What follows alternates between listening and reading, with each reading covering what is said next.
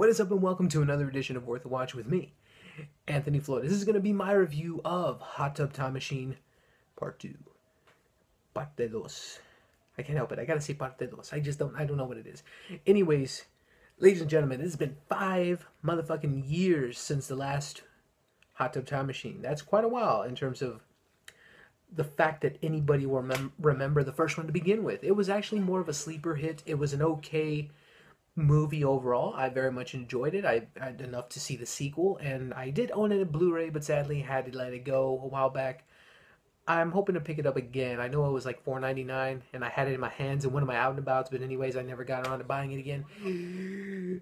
Long story short, I enjoyed the movie, and I was very curious to see how they were going to pull off a sequel, especially with John Cusack not returning as the lead role. Instead, we have Rob Corddry, Craig Robinson, and Clark Duke only returning as the main lead characters that we saw in the first film, as well as an extended cameo from Chevy Chase, and I forgot the actress's name, but the wife of Rob Corddry's character and the sister to John Cusack's character. So, for the most part, we got the entire cast back, and I was very, very happy to say to you all here, it's a solid sequel. It's very much in the same vein as like a slew of sequels from last year.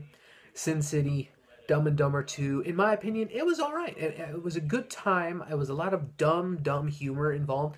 A lot of dick jokes, fart jokes, and a good amount of time travel jokes, though. That's at least where the humor really just was a lot of fun, a lot of pop culture references that were clever enough to make me laugh out loud. Me and my cousin checked this out at a screening, and not a big turnout for the screening, so I guess that kind of proves how many people really are wanting to see this movie. But sadly, 50 Shades of Grey is going to be #1 at the box office again, unfortunately. But I digress. It's a whole other video. This movie, however, when you got Adam Scott playing the son of John Cusack's character, and through the whole murder mystery situation that goes on here, Lou, the main character played by Rob Corddry in this movie, is shot in the dick. Ha, dick joke #1. And from there, they're trying to go through time to go into the future in this particular instance. Who the fuck shot him so he can die? And that is where a lot of the fun happens. I wasn't expecting that complicated of a plot.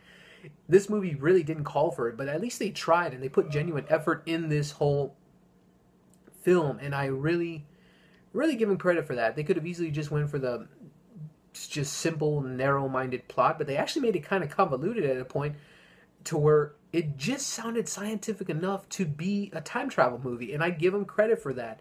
It didn't have to be that complicated, and some people may say that's a negative, but I see it more as a positive. It didn't have to be that complicated, but at the same time, it made it funnier because it was so complicated. I don't know how else to explain it, other than not wanting to spoil anything for y'all. I say it's a good time.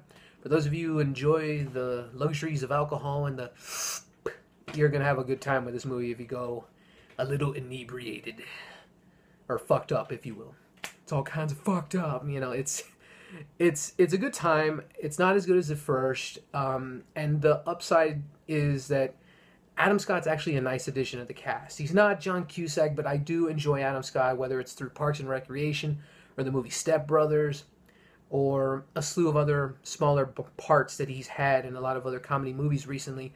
I like him as an actor. I like him that he can pull off the good deadpan humor, very much in the same vein as Jason Bateman. So he was a nice addition to the cast, and I enjoyed him a lot.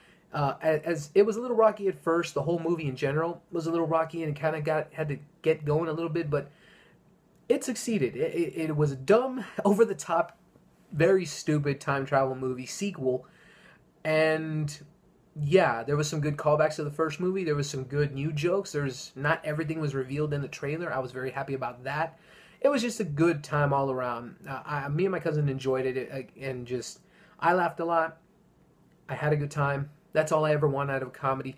Even though if I may not ever buy it on Blu-ray or want to see it again, at least I had fun in the theater and not just sitting in silence, just looking at the screen.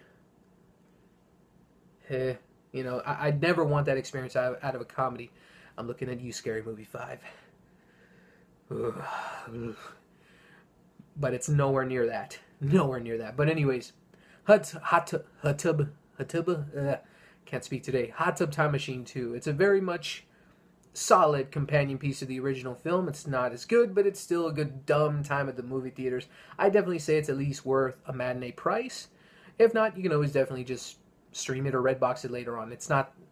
It definitely is not the movie that requires you to go right here, right now. But if you want a good laugh, I give it a go. Check it out at a matinee price. So thank you so much for watching. Feel free to comment below. What are your thoughts on Hot Tub Time Machine or Hot Tub Time Machine 2? Just let me know in the comments below. Let me know. So thanks again for watching. I'm Anthony Flores with Worth Watch, and keep going to the movies.